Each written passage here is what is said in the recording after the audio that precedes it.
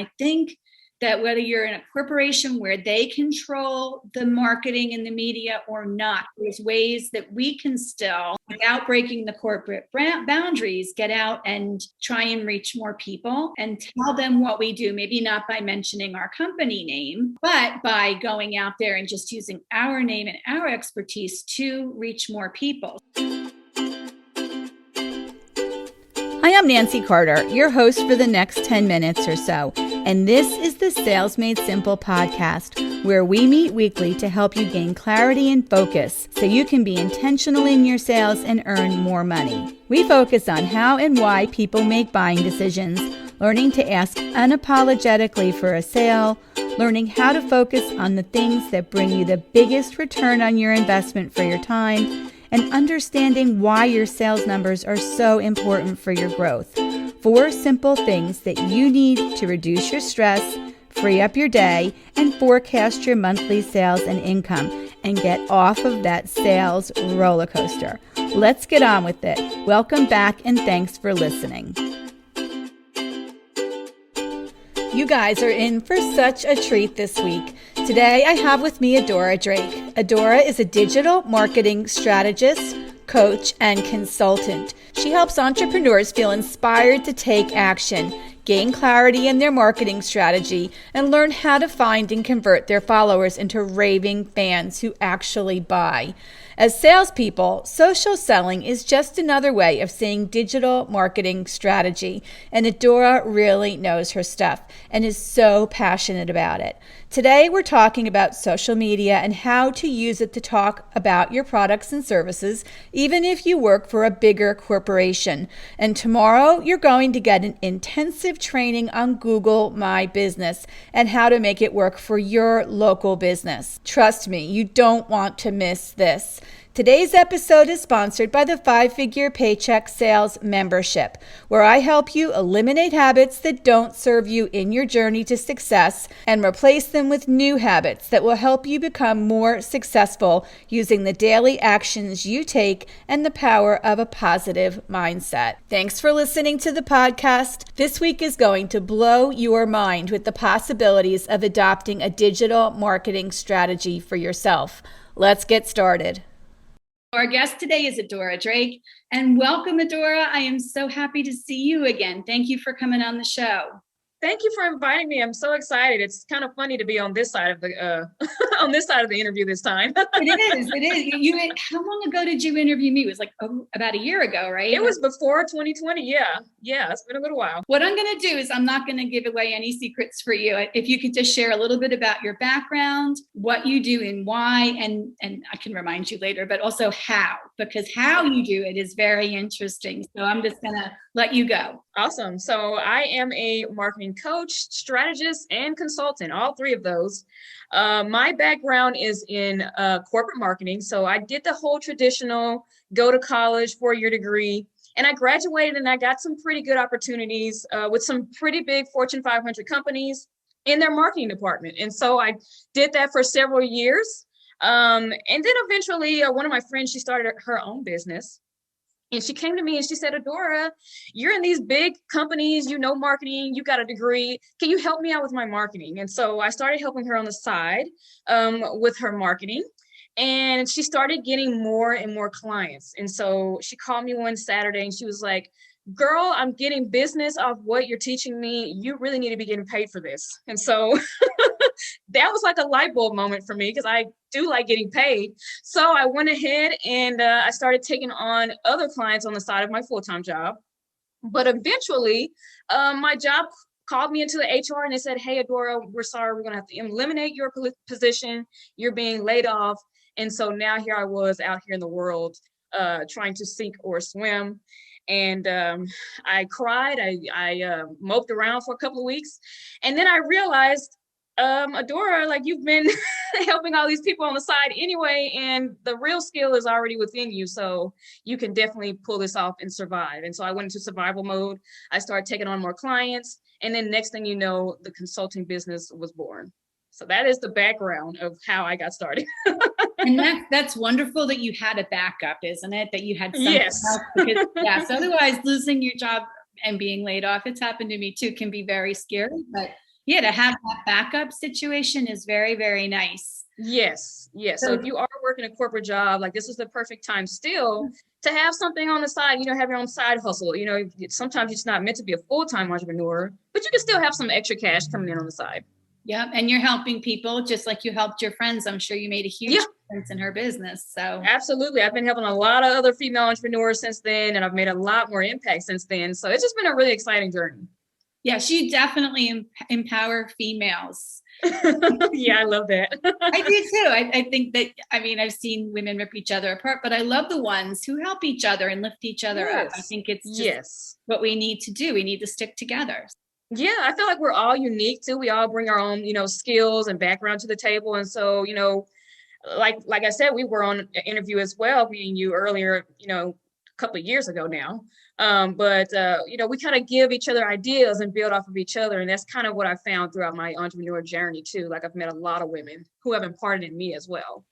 Well, yeah, we've known each other for a couple of years now. You're at least. I know it went by fast. Yeah. So, yeah. And I think that you, honestly, I don't do a lot of interviews. I think you're still my first and only interview. Oh, wow. I do have a couple of coming up on podcasts, but yes, you kind of broke me in. Oh, awesome. I love that. Yeah. And it's fun. So you have a YouTube channel. Yes. Where I do podcasts, you do YouTube. Yes. And they're very creative and very good. So what do you talk about on your YouTube channel? So I talk about a couple of things, mainly marketing. So we'll go over things like how to get people to your website, how to keep people on your website. We'll talk about technical tools that you should be using. And then I also talk about other things, in entrepreneurship. So just like I kind of explained my journey, we talk about different business journeys.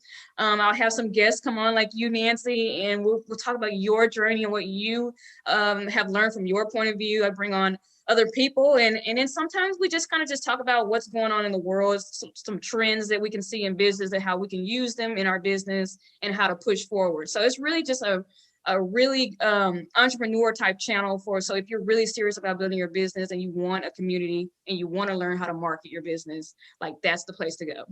Good. I'll put the links in the show notes on that so people can check it out, because you have a lot in there. So yeah, I've got a lot of videos. So if you guys want to learn, some technical marketing things, I got a lot of those technical videos. Well, as salespeople, we're all marketers. Yeah, we are. You know what? And that's what I was telling it was a sales guy had called me last week, and he was like, well, I think that our departments kind of go really close together. I said, yeah, especially in corporate, they were like right next to each other. So we always work together, almost like a marriage. And so, yeah, there's no way you can get sales without the marketing. But then, like, if you get really good marketing and you don't know how to sell it, like, you're screwed. So if you can get them to go together, like anything marketing can do to help me in my position, I will take it. I love it. The same way. Like, I did all this marketing, but I can't sell it. That's a problem. Which kind of leads us to, you have really been focusing a lot on social selling lately. So that's a perfect segue into that. So yes, because a lot more people, I've been reading up a lot on social selling, and I think that whether you're in a corporation where they control the marketing and the media or not, there's ways that we can still, without breaking the corporate boundaries, get out and try and reach more people and tell them what we do, maybe not by mentioning our company name, but by going out there and just using our name and our expertise too. So that is really what we're going to talk about today. So my first question for you is, how do you see social selling to help people grow their business? I think that it is so important. And I think that the first thing that you need to look at, especially as a smaller business, because we're not corporations, right? So we don't have all this extreme brand recognition. And so being able to really relate to your audience and really speak directly to their pain points is what's going to help you in your social selling journey. So that comes through the content, that comes through your branding. So that's the colors and everything. And that comes through your messaging. So, who are you and who are you speaking to, and why should they even listen to you? Why should they engage with you?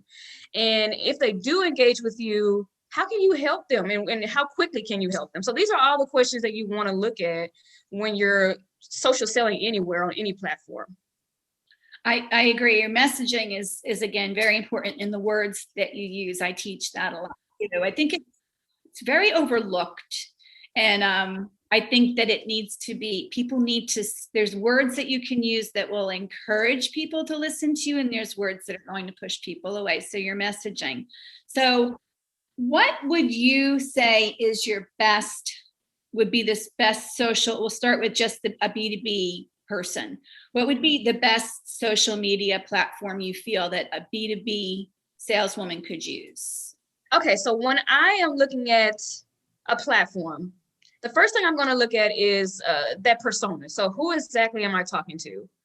What kind of job do they have? Do they have children? Do they not have children? Where do they live? Like all of these demographics are going to make up this particular person. So you don't want to speak to everybody. You just want to speak to this one person in your mind.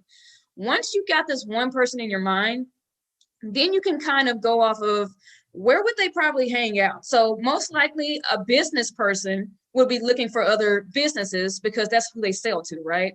So right off the bat, LinkedIn is going to be on the top because they're already known for being a B2B platform, right? So that's number one. And then you want to think about, okay, if I'm a business owner and I'm looking for a particular service, like where else would I hang out at? So you might want to think of something like maybe like a Facebook, because it's about to be a holiday weekend and we're going to be just relaxing with family, but that doesn't mean I'm not a business owner. So I may be just scrolling on Facebook, right? So that's another platform. So you really want to make for sure, like you think about your particular business and who are you trying to serve? Where would they be at? You want to think kind of like them.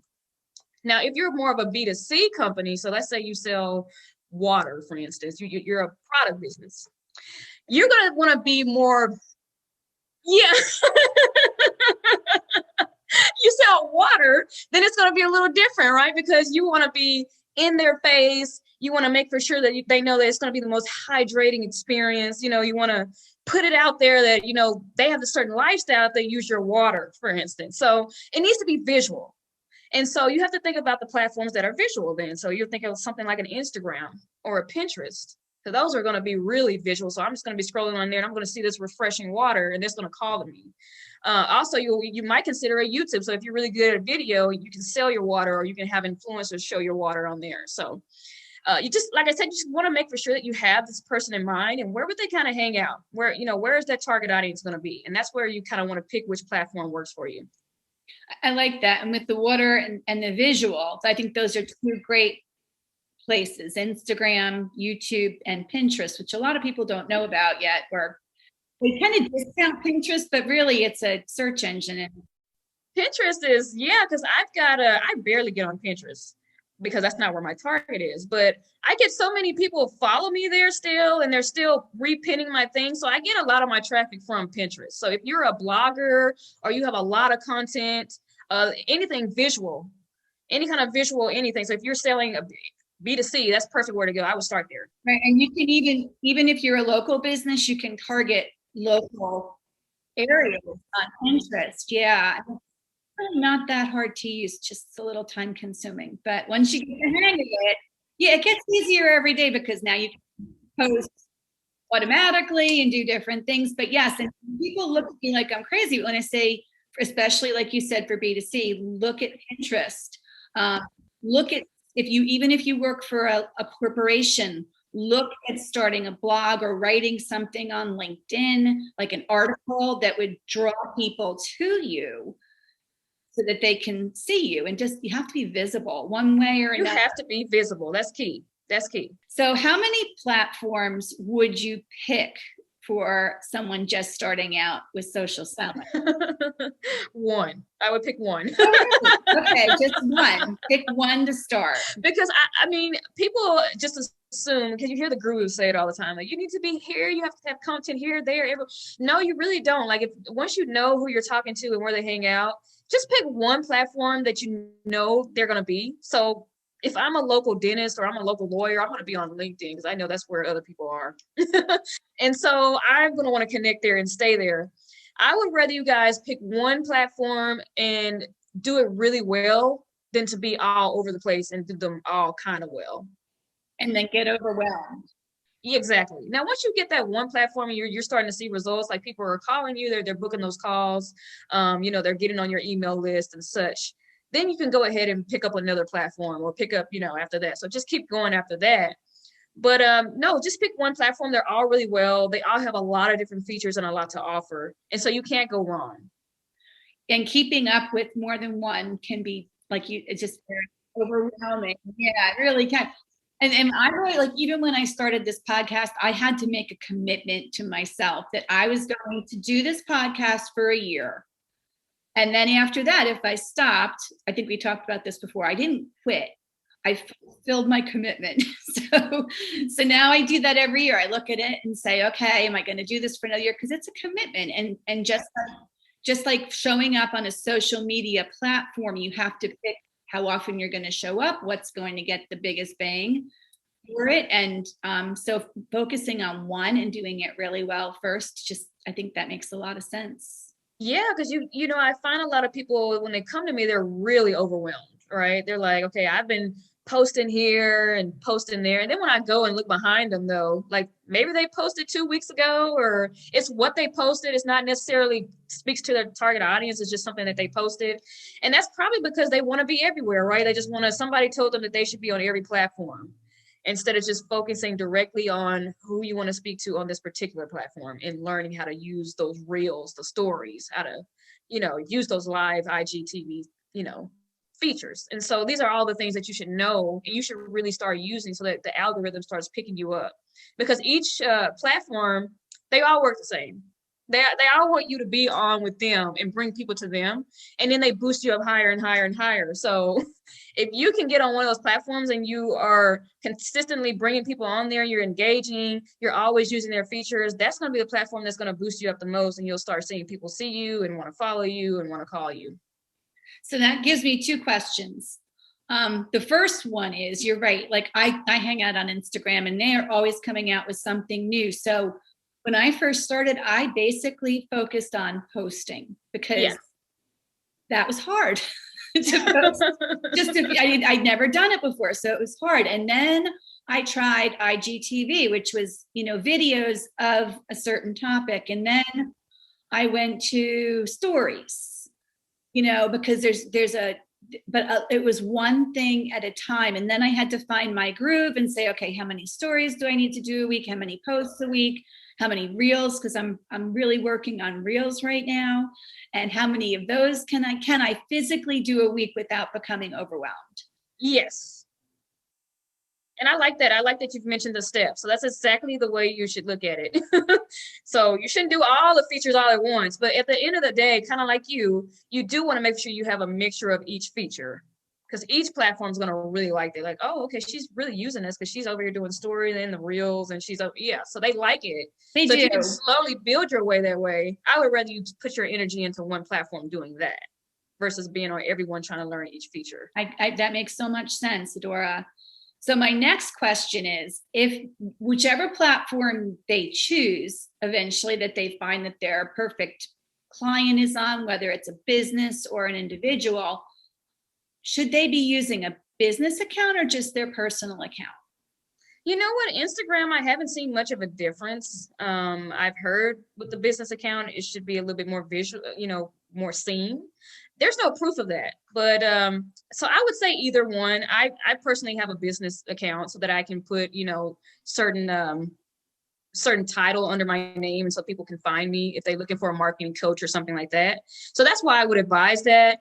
Also, if you're one of those like a consultant, you actually can book calls and things like that from your business account. So those are certain benefits of having a business kind of account on Instagram or any other account. So I would use it for those features. But as far as like visibility, I'm not sure if that's really a myth or or does it really work?